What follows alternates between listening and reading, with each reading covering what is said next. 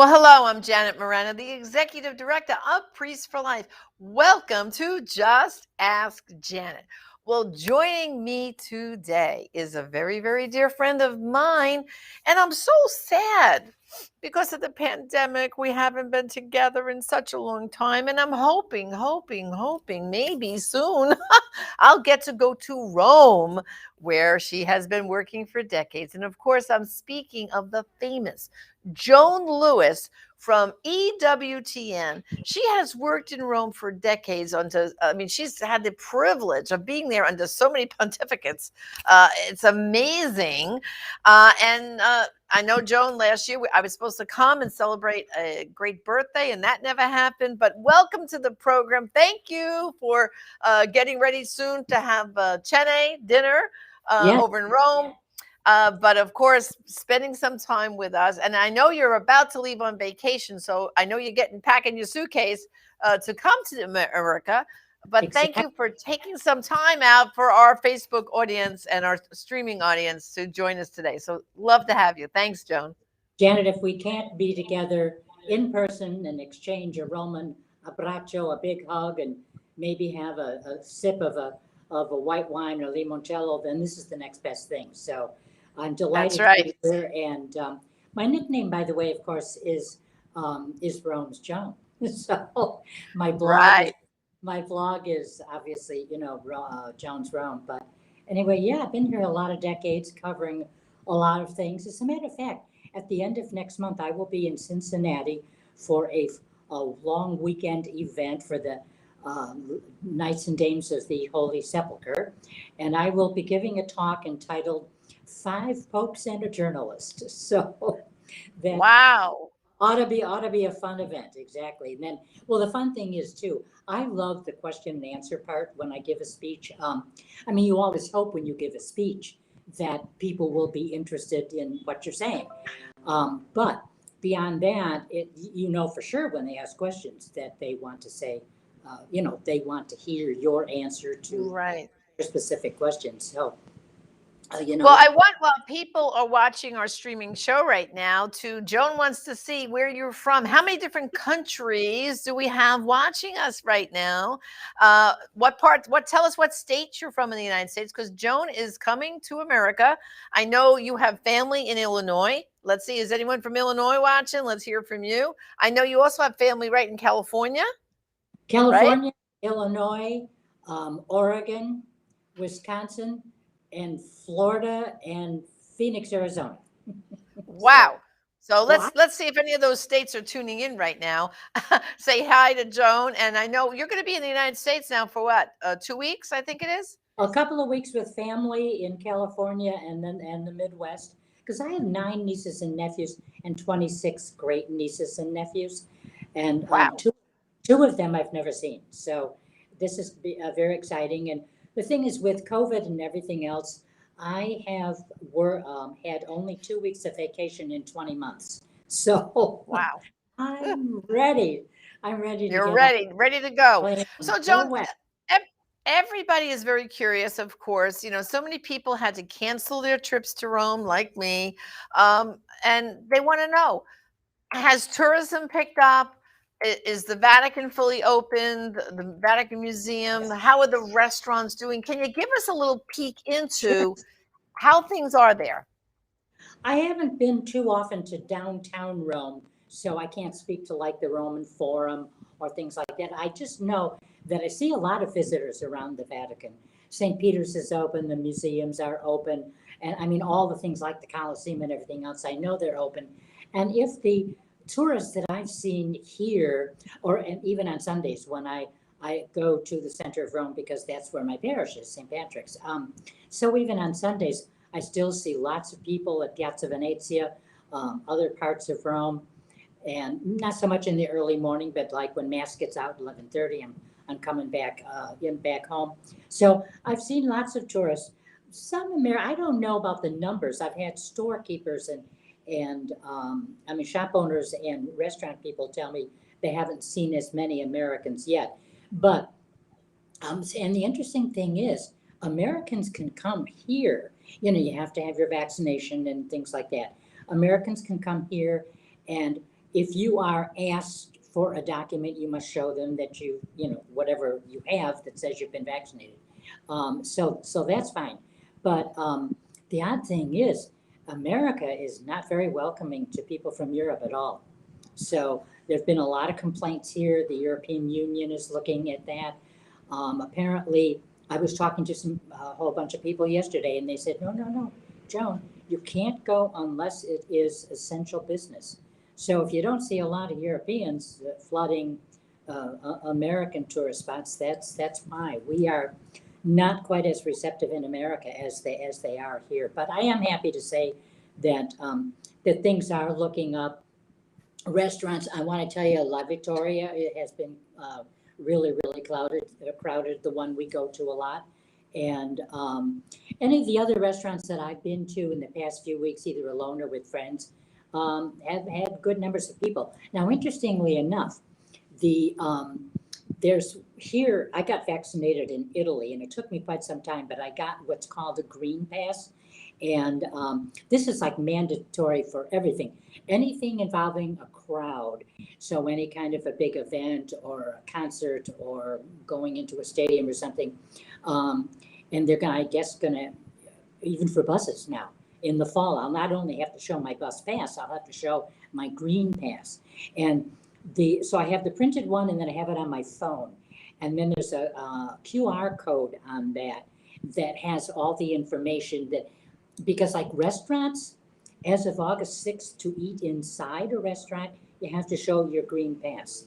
And but there has to be somebody in the restaurant with a gadget that can scan that.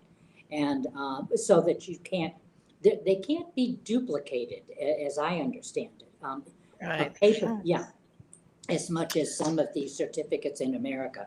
Anyway, so if you're an American, you're not going to have that. The green pass is Italian, but you'll have the equivalent that will show you've been vaccinated. And that's all that restaurants want. So all right, so I guess I can start planning my trip soon to Rome. We'll have to celebrate your 80th birthday a year and change later. That's all. Yeah, so listen, Joan, I read 81 as well.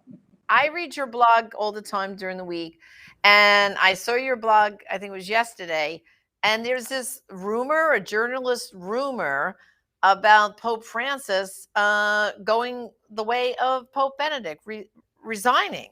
Tell us about this whole rumor. Well, the interesting thing is that this is a journalist, Maria Antonietta Calabro. She's been with the very respected, she's respected, but she's with the very respected Corriere della Sera newspaper for 30 years. She's in the Rome office. And she's known to have very good contacts at the Vatican. So her piece came out. She actually 2 days ago, 1 or 2 days ago, she tweeted a link to a piece she wrote that was in Italian for the Huffington Post about the Pope Francis resigning, and also the fact that he seems to be on the verge of, or either beginning or finishing on a document on emeritus popes. We have no idea what this is about. Does he not like the title? If you remember how discussed it was when Benedict resigned, what do we call him? And if a person has left a post, they are emeritus. They could be a professor at a university, whatever their position. If they've left it and obviously honorably and so forth, then they would be a CEO or president or whatever, emeritus. But nobody seemed to have a better idea of what to say with Pope Benedict, Pope Emeritus Benedict, and especially the fact that, of course, he did continue to wear white, though not identical to, in all of its pieces, if you will, to Pope Francis. So, if this gal has real good contacts, I just have an awful lot of questions, because with every pope at a certain period, and look, it was a little over a month ago, almost 2 months, that Pope Francis had colon surgery, on July 4th. And the minute anybody, my heavens, look at John Paul, the minute anybody has any surgery, that is, a pope has surgery, that obviously huge questions come up. And especially his July 4th surgery, there seemed to be high-ranking people in the Vatican that did not even know about that. They learned about it the same way that we did, because he had appeared at the Angelus, this and that, and then all of a sudden, 3.5 hours later, the Vatican comes out with a statement that the Pope's in the hospital for surgery, and by the way, he's having it today. So, you know, an announcement like that makes it almost sounds urgent, but they did say it was scheduled surgery. So you look at a Pope differently. You look at anybody differently after they have serious surgery, and he'll be 85 in December. So you could say, is it health? What would be the reason for him resigning? Now, Joan has told people for years because if you remember early on in his pontificate, Francis spoke about having a very brief papacy. He never really defined it, but what was it? 2 years, 3 years, less than 10. What is brief for him? So he did talk about that. But it would come up time and again, but 2 years went by, 4, 6, and now we're in 8. In any event, I just didn't think he's going to be 85. How old was Benedict when he stepped down? Do you remember? He's 88 or so. Yeah. Let's say he's 94 now. Yeah. Yeah. So he was in his 80s already. No, he was in his late 80s. Yeah, exactly. Yeah, he was in his 80s. I just never told people I didn't feel Francis would resign when these rumors would come up. I didn't feel that Francis would resign while there was already a Pope emeritus. And in our history, if you look at it, I was asked this question today, as a matter of fact, have there ever been 2 Pope emerituses? No, there haven't. But if you go back to Pope Saint Celestine, he died. He was only Pope for 5 months of the entire Catholic Church and of the the Papal States. And he died in December 1294 after only a 5-month papacy. Excuse me, he resigned. He did not die. So his predecessor was successor was Boniface VIII. Anyway, you don't know too much about him or what he wore or what they called him. So when Benedict resigned, there didn't seem to be any tradition to base it on. But I still feel, unless there's something in his life that we don't know about, I still feel that Francis would not resign while there is already a Pope Emeritus. But also look at his schedule, Janet. We've got, also look at just his daily schedule. We see him now, he had the whole month of July. It's to recover. That's usually the month he has like a working vacation. And then, here we are just towards the end of August. But he has appeared for the Angelus. He's held the weekly general audience now in the Paul VI Hall. He's made a whole bunch of videos to groups around the world celebrating anniversaries or international days. So, and Joan, doesn't he has some trips planned too, doesn't he? Exactly. Yeah, he's got. He will be in September. He will be in Budapest. I don't even think it's overnight. He's going to fly to Budapest, celebrate the final mass of the International Eucharistic Congress. Then he's flying on to Slovakia for several days. So he's got that trip. But also, Janet, a thing. If you look at it, we've been looking at 7+ years now of this Pope's desire for a renewal of the Roman Curia. And he's had his cardinal advisors sit with him and help write this document. He's had years to do this. We've seen some names, some pontifical councils were joined together and they became a dicastery, et cetera. Right. So we've already seen some changes, but the document that will replace John Paul's 1988 Pastoral Bonus document, which was only about the regulation of the Curia, who's responsible for what? What are the different names of different offices? What is the extension of jurisdiction in offices? So that new document is in the hands of the world's bishops. We don't know the exact status as I speak today, the month of August, but it's been in the hands of the bishops of the world and of all the people here in Rome at the Roman Curia and obviously the College of Cardinals for their input on things. So I just can't imagine him resigning No, you know what?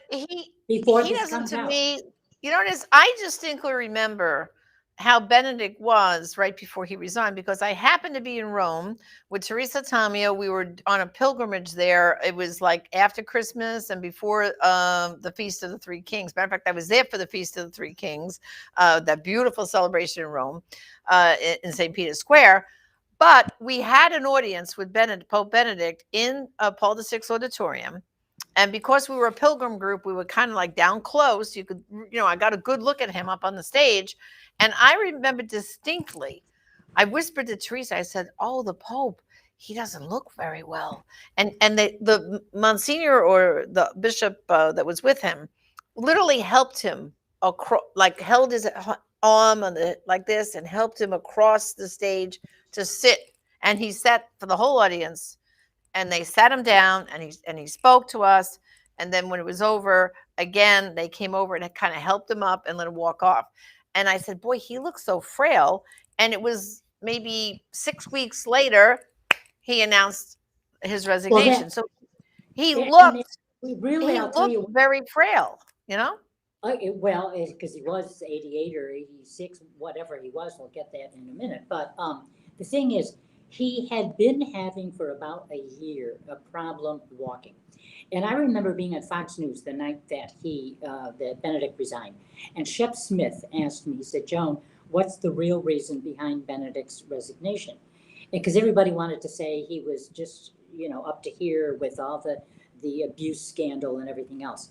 And I said, "Shep, if you all in America, media, watch the Pope like we do here in Rome, the Vaticanisti, if you watched him on a daily basis, you could see just in the last year alone how he's gone from practically striding on a stage to walking slower, walking with a cane. And then if you remember, in fact, some of his last masses before he actually did resign, um, some of his last masses, there was that mobile unit that brought him up to the altar because it's 100 yards. It's the length of a football stadium from the entrance of the basilica to the papal altar.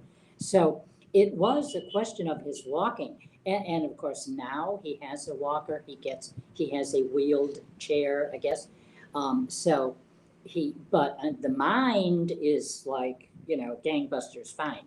And but he just at 94, who at 94 is, running through hoops and stuff like that. That's So, right. but Well, that's what I'm basically, saying. I said the difference I see right now is there were clear physical signs that yeah, he was failing. And I think, to be honest, Joan, he looked. This was in February. If everybody remembers, it was just after Ash Wednesday. And I think, knowing in his mind what is required of a pope to deal with Holy Week and all that yeah. stuff, he said to himself, "I can't do this. No Janet, way." he You felt know. that he could, and he said this in his resignation speech in Latin. He said he just could not serve the church like she had to be served. He knew he'd be unable to travel. He wanted to see the Right. world. Yes, the world can come to Rome, but you still need the papal trips.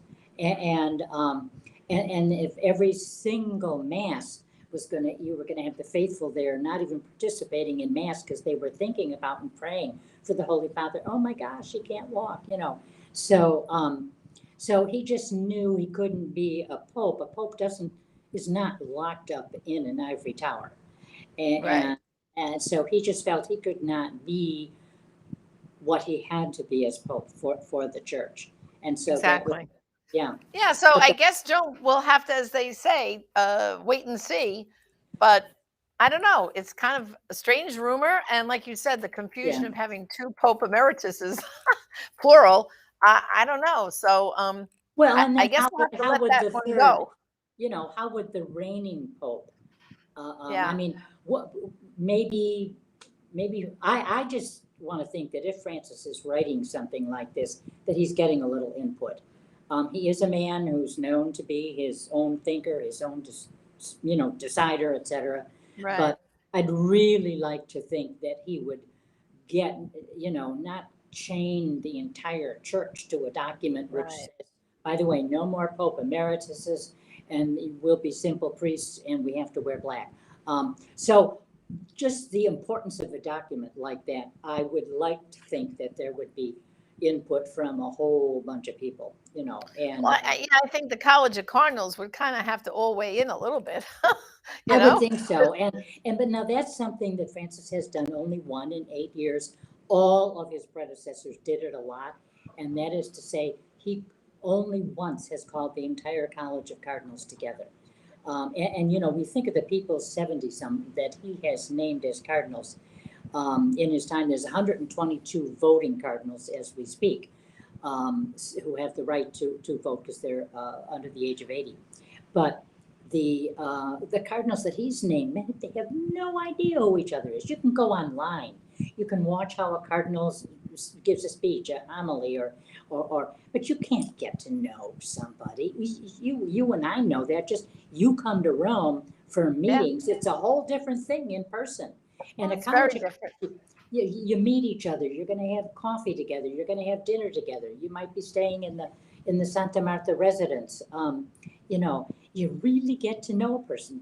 You may discover what they think about theology and liturgy, and you may discover you have the same football team that you're rooting for. That's right. Yeah. But it's Well, all I guess, at least for the past year and a half almost, I think COVID has stopped, the Pope from calling sure. a college of cardinals together, but we shall see what will happen. But you know what, Joan?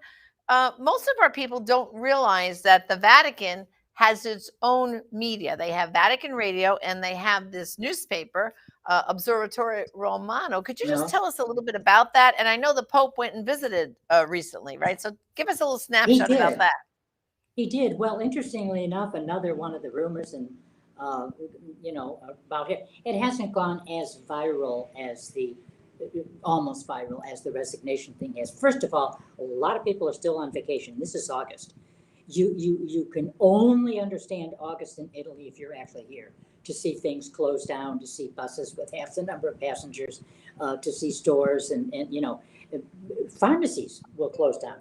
Anyway, so a lot of people are still away. Maybe some of them are journalists, in particular, Vaticanisti, but so they'll probably pick up on some of these stories. But a couple months ago, the Pope did go to Vatican Radio. And apparently, these were not remarks that were committed to radio, but apparently, in his talk with people, and somebody wrote this down someplace, that the Holy Father said, I'm paraphrasing, okay? He said the equivalent of, understand you don't really have that many listeners. And he was talking about observatory romano, nicely pronounced by you. And he said, it's my understanding observatory doesn't have that many readers. So everybody was kind of flabbergasted, but I can tell you how many languages they have at Vatican Radio. I can tell you how many employees they have. I can't tell you how many people all around the world listen to them. Because you can listen on radio, you can listen digitally. Just, go to your iPad or computer now and you can find Vatican Media. Anyway, the paper version has been around since 1861. And Wow. there is a slight so far rumor, and I've tried to contact some people, obviously at the paper, some friends, that the printed version is about to end up on the chopping block. Now, I do know that as of July 1st, I still get, every day I get the daily edition in Italian of L'Osservatore Romano digital. And then on Fridays, I get the weekly English version because it comes out in 8 or 9 languages weekly. So now I have to pay for those. And it's a very insignificant sum for a year. It's 20 euro, I guess that's $24, $25. But the thing is, it was always free up till now. So, but there's costs to print the paper. There's obviously the cost of the staff. But so now, as of July 1st, if you got it in your email every single day, I've subscribed, so of course I still get it in my email, but you have to click on, a special spot for subscribers. And the interesting thing is that printed edition is $450 a year. This is daily, you know. And €450. So that'd be about $500. And then you can also buy it, you know, by semester, by 6 months. So that's a lot of money for a printed edition here. That's in Italy. And then if you in America wanted a print edition, you have to click on a certain little thing on their page to say, I live in New York, how much it, you know, will it cost to get to New York? So if the costs are that major, some people may reconsider. I think a cardinal Well, I might. think it's a good thing for people to realize that here in America, when they want to know what's going on in the Vatican, they could listen to Vatican radio. Like you said, it's digital, it's on the internet, and they could subscribe to Observatory Romano and get the weekly English version Yeah, because then they really get to peek inside to know yes, what's going on inside the Vatican with the Holy Father and the old. You know, I think what people forget is they are so focused on the St. Peter's Square and St. Peter's Church, they don't realize behind the church there's a whole city.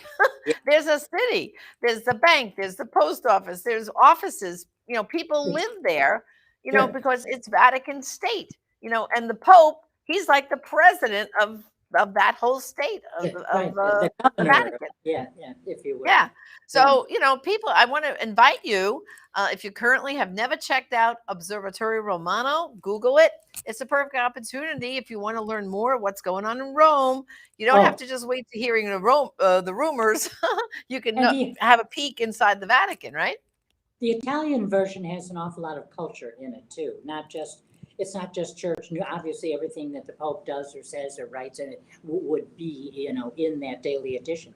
But for example, That's right. the last few days, I was almost in tears a couple hours ago reading today's edition of L'Osservatore and its concentration on what's happening in Afghanistan. And they had two Right. pictures. One showing a father handing, I think we've all seen this on TV, showing a father Right. handing his baby to a soldier above the barbed wire. And Right. then the picture next to that showed a soldier with a different baby, just a wonderful American soldier just cradling this little creature in his arms.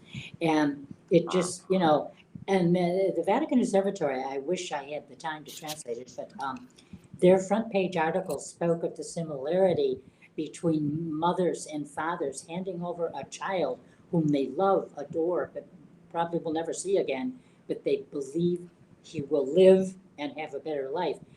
The Right. observatory compared it to Moses, whose mother and his sister Miriam, his mother, in order for him to live in the current circumstances, she puts him in a basket in the Tiber, I mean, on the Nile River, not even knowing where it's going to end up. And of course, he did end up in the court of the Pharaoh. But, you know, a different tale could have been told. None of Right. us, maybe someday, some American person, you know, a member of the military who knows the story will let us know what happened to one or two, three children brought up over barbed wire fence, you know, Well, but Joan, I just want to encourage everyone because besides Observatory Romano, if yeah. they really want to know, Joan knows what's going on in Rome. Tell them how to sign up to get your blog. Well, right now you can go to jonesrome.wordpress.com and you'll access today's blog.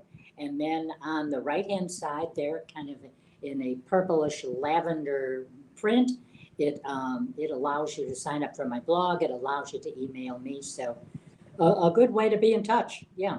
And then, of course, I repost my blog every day on my Facebook page and on my Twitter account. So that And so, of then course, we can go to your social media and be a fan and yeah, also follow you on Twitter. So, Joan, I want to wish you a beautiful vacation, well-deserved rest.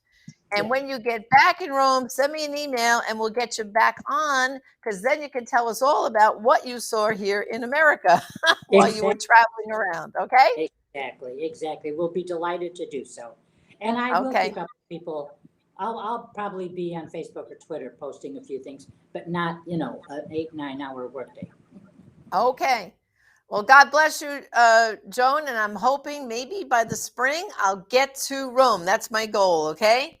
We're all working on that. Yeah. Okay. God bless. Thanks for joining me. Well, thank you too, brothers and sisters, for joining me on Just Ask Janet today. And of course, whether you're in Rome or wherever you are, let us know. We'd like to know who is tuning in. Until next time, this is Janet Moretta, Executive Director of Priest for Life. God bless. I will be silent, no